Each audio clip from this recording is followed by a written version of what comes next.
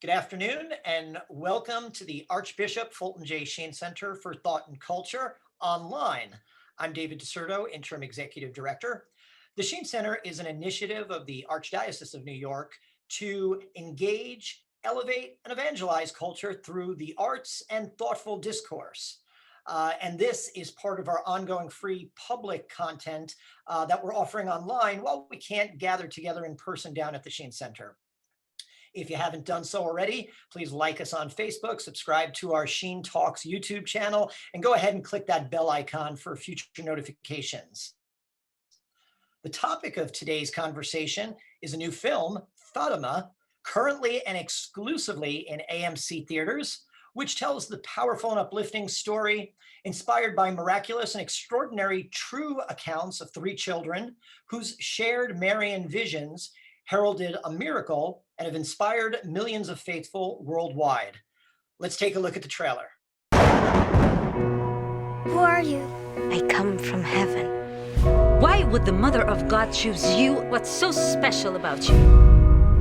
I've come for the seers. A huge crowd of people. We need to stop them. We came to see our children. No! I want my child in there! When is this going to end? All you need to say now is, I made everything up. So sorry you couldn't see her.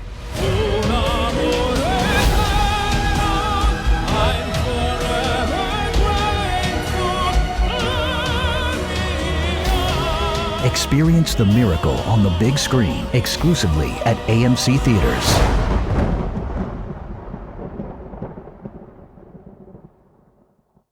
Well, we are delighted to be joined by Mr. Bob Berney of Picturehouse, the distributor of Fatima.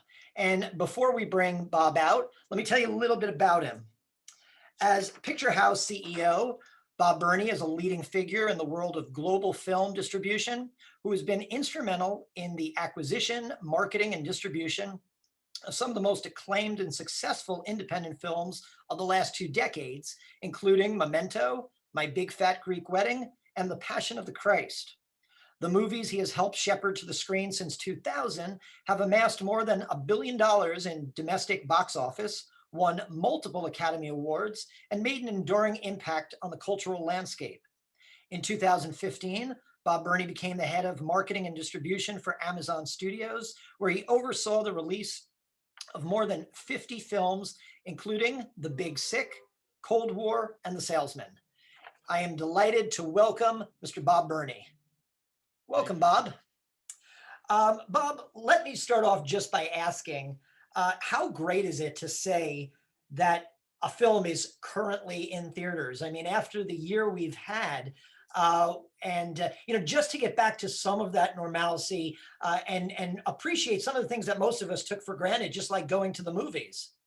It is amazing, and I'm so glad. It is. We felt like during the pandemic that you never know if this was going to come back again. So now that it's opening up and vaccinations are happening and people are feeling more good about going out, it is amazing that we can even say that. And I think both artistically to see the images that on the screen and also to be there with other people, sort of sensing the reaction in the room. It's really wonderful. Yeah, it's nice sitting in your living room, but nothing beats that communal experience of sitting in the dark and watching a film. And this film in particular, I mean, isn't this the film that we need right now? It's such a hopeful story. So let me ask you the question that Harvey Keitel's character asks Sister Lucia at the beginning of the film, or I'll paraphrase it slightly. Obviously, as a Catholic yourself, I'm sure you were familiar with the story of Fatima, but why do you feel that you felt that this was a story that you wanted to tell, or at least by distributing the film, you wanted to help be told to the largest possible audience? Well, growing up, my aunt, who lived in Corpus Christi, Texas, really, Fatima was the story she told us quite often. And she had been to Fatima several times, and she did a lot of work, outreach in the church. And so for me, it was always something, even as a little kid, that I was fascinated with, and the appearances of Mary. So it had that kind of, it was one of the stories that stuck with me over the years. And when the film was presented to us, we met the producers at the Cannes Film Festival, and right away I was drawn to the story. And then, obviously the timing, because the original story was in 1918, 1917, around the Spanish flu, there's a certain relevance today with the pandemic, particularly I think now with the message of hope and peace that the film has. It resonated with me. And growing up, I was also very close to my cousins who lived in Texas, and we always talked about Fatima, and now we've kind of all actually been there. So Wow. it's a personal story for me. You could certainly tell, and obviously the echoing of the 1917 pandemic, in which I guess a year later, two of the three children, Jacinta and Francisco, actually died of in that epidemic. But there's so many other timely resonances in this film as well. It's of a certain period, but it's also very contemporary. I mean, it deals with issues of religious liberty. The church is being shuttered. There's this global, obviously World War I, this global unrest. I mean, there's a lot of themes that it touches on that are very timely and topical today. Absolutely. And I think the pandemic and the lockdowns gave people a chance to reflect on themselves and their lives and their faith and some of these issues in the movie. And I think that this period of, being more, restricted and not being caught up in the day-to-day, sort of rat race that everybody falls into. There is a silver lining there, that you were able to reflect on these things. And when thinking about the issues and the messages of Fatima, how real they were and are, and really are current and vital today. So there is being able to have the time to really think about it has been a blessing, I think. Certainly. Now, one thing, when you read the reviews of the film, what's so startling is you knew it was going to get positive press from the sort of the faith reviewers, but what's so heartening is it's getting a lot of positive reviews, from what, for lack of a better word, what you call mainstream or secular reviewers as well. What was that surprising? I mean, what has the response been that you've experienced so far? It's as you said, it's been really good across the board, and obviously we expected, from the Catholic audience, but it is really heartwarming to see it beyond that, and to see people that didn't know the story that have then discovered it, or even Catholics that may have not been familiar with it, or have sort of strayed away from faith. It's brought people back to thinking. It's a good discussion point. I think after people see the movie, it makes them talk about it. They in groups, and I think that revives some of the faith that they may or may not have lost or kept up with. But it also is wonderful to get just reviews as an artistic endeavor and film, whether people know the sort of story of this or not. And I think that was wonderful to see that the director Marco Pontecorvo was able to capture the sort of beauty of the world of Portugal at that time, and the darkness too, but pull you in a way that brings you into the story, and you learn from it, even if you're familiar with it or not. Well, I certainly want to circle back in a little bit about just the artistry of the film and the way I think deals with the story in a very nuanced way. But before that, you and your wife Jeannie, as distributors, come to a project with a little different perspective than, say, the team that produces the film. So when you first saw the film, I guess one of the questions you had to ask yourself is, are we going to be able to sell this to an audience? So I guess my question would be, how did you approach selling this? Because I would assume you would the easy sell, as you said, would be to that Catholic or even larger faith audience. But then how did you approach it to say, well, we also want to sell it to that broader audience and say, this film is a film that has something to say to you as well. Could you talk a little bit about the sort of the thought process of how you approach marketing this film to both those audiences? Yeah, well, the first thing we did was we went to last January, Jeannie and I went to Portugal, went to Fatima and showed it to the shrine. And the response was wonderful, and they gave us a nice endorsement of the film. So we wanted to make sure, first of all, that the people that are at the shrine and run the shrine felt that the film represented the story. And give it that stamp of approval. There you go. Approval, which was great, and I think that gave us a lot of hope that we could approach the Catholic audience. But the film has not only the artistic beauty, but also the drama of it, and the time when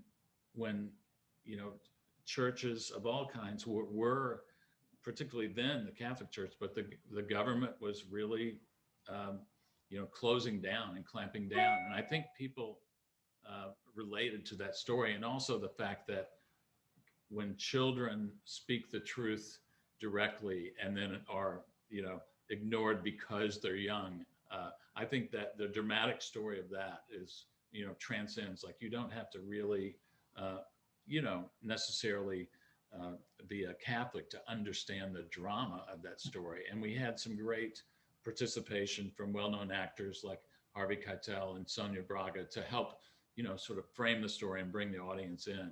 The other thing I think is this, that the portrayal, particularly of all the children, but particularly Lucia by Stephanie Gill, just gave it a very, very real and touching performance that you could relate to, even if you knew nothing about the story. So we decided that those aspects would, and the drama of it would really attract a film audience, a cinephile audience, a regular movie audience and that it wouldn't be sort of, quote, pigeonholed as a faith movie. It was also very different, because it's a Catholic story.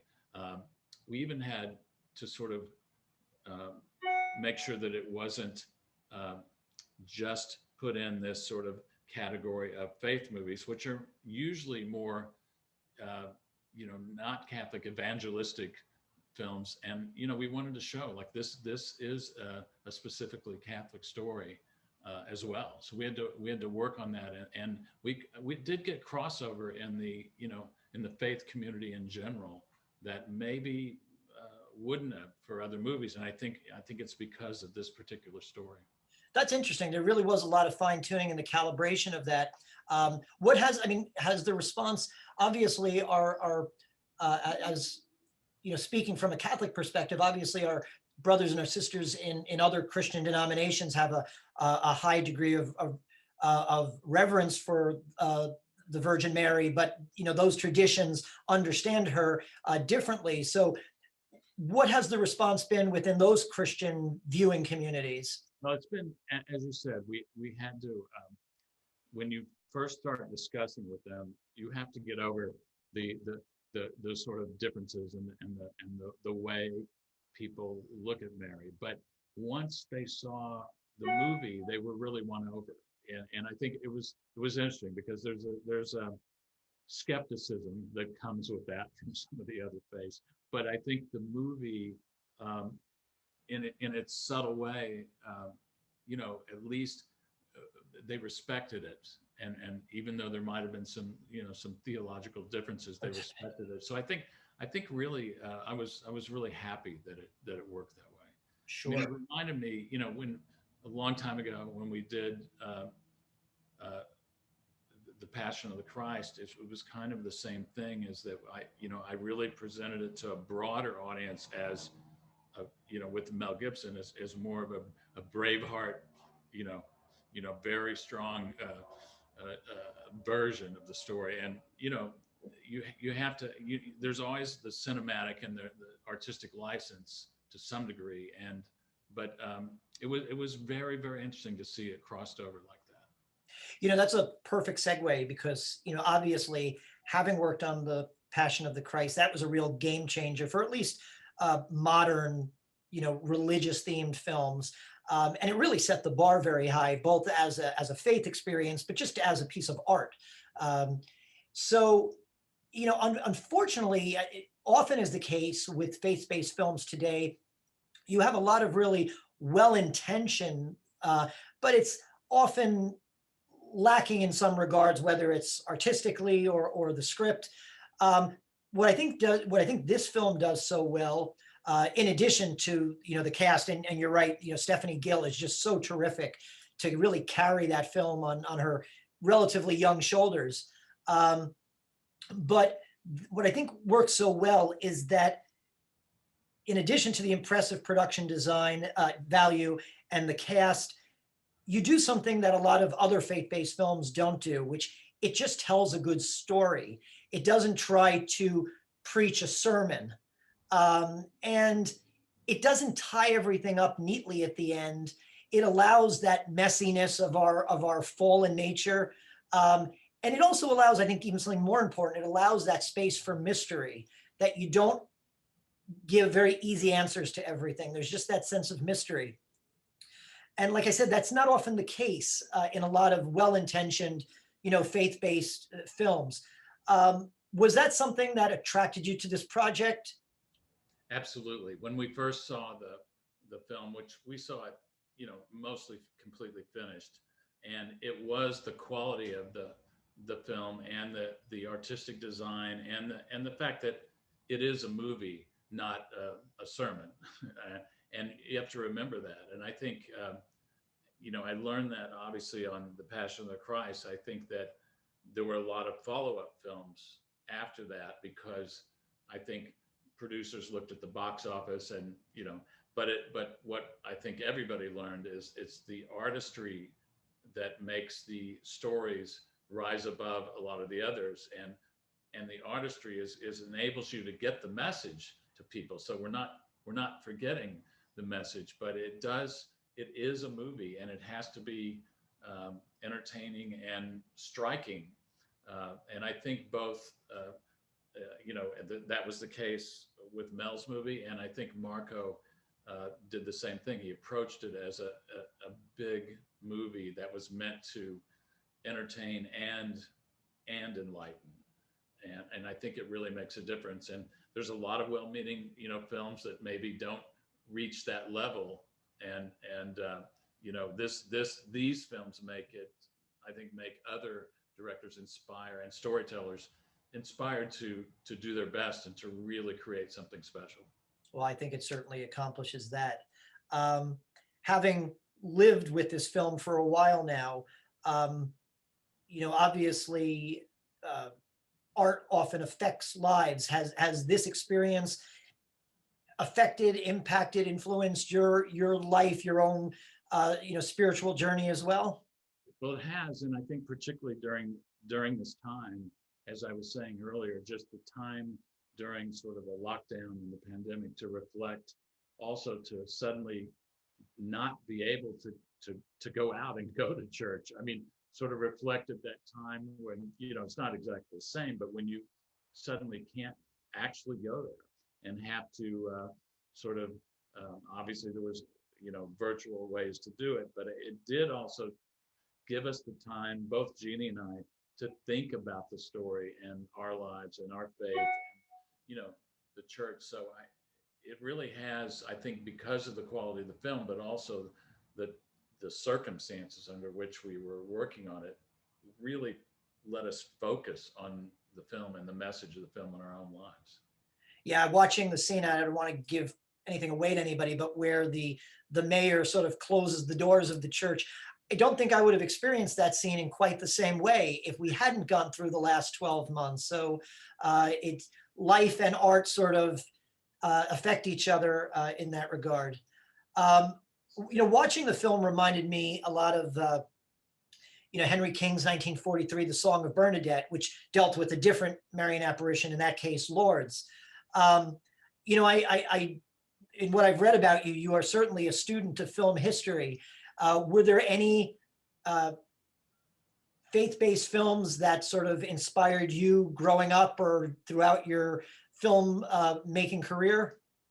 Well, I mean, the Song of Bernadette was one, but then I guess the most influential was the Passion. I mean, being able to actually go through that in such a sort of game-changing way in terms of,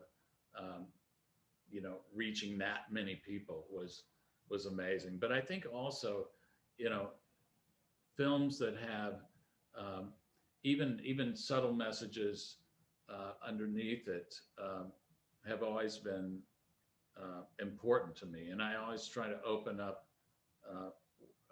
the films that I respect and want to work on to different levels, different genres. So I think there's always sort of the ability to reach an audience through minor things within a film if the artistry is there. So What do you hope viewers take away from watching this film? well, I hope they take first of all the message of hope that coming out of a pandemic, that there actually is now, at least in the US, and I know it's not the same, it's darker in a lot of parts of the world, but I think it does show that there is light at the end of the tunnel and hope, and also to not forget the sort of importance of prayer and sort of every day thinking about that. And I think audiences, I mean, when in the story, as you know, when it gets pretty rough when the kids are challenged by authority. And I think that's the other thing, is sort of belief in speaking the truth and believing, particularly with young kids, but also like speaking up to the powers that be, which I think people have to learn to do that in this age. Well, as a film fan, I could talk to you all day, but I want to be respectful of your time.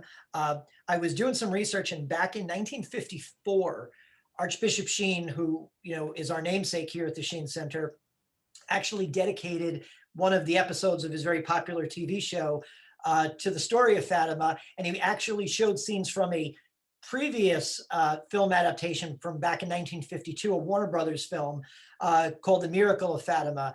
And in that episode, he said that the date of October 13th, 1917, which was the first appearance, he referred to that date as the birthday of the modern world. And, I just want to thank you for this film, but also that this film, reminds us of the importance of that date, and not only the events, but the message that those events heralded, as you said, that message of hope, that message of faithful witness and prayer. So thank you for all those things. Thank you for your ministry of filmmaking. And most of all, thank you for sharing some time with us today. You're welcome. It's interesting that this week, the next week, the 13th, one of the apparitions, sort of feast days, also the Ascension and Mother's Day. So it sort of ties in this week, but I really appreciate you taking the time to talk about it. And it's also, this is the first time a film has ever come back to theaters after it's been on home entertainment and streaming. And I also feel proud that we're helping get people back to theaters. That's sort of I started out working in movie theaters, and to be part of, with AMC, doing anything to get people back to, as you talked about earlier, some almost normal. I'm really proud of that. And I'm glad that this film with its message is the one we're doing it with. So a film about Our Lady, sort of welcoming audiences back into theaters. I can't think of a better way to do that. Fatima, exclusively in AMC theaters right now. Thank you again, Mr. Berney, and thank you to our viewers. And until next time, please stay safe, be well, God bless.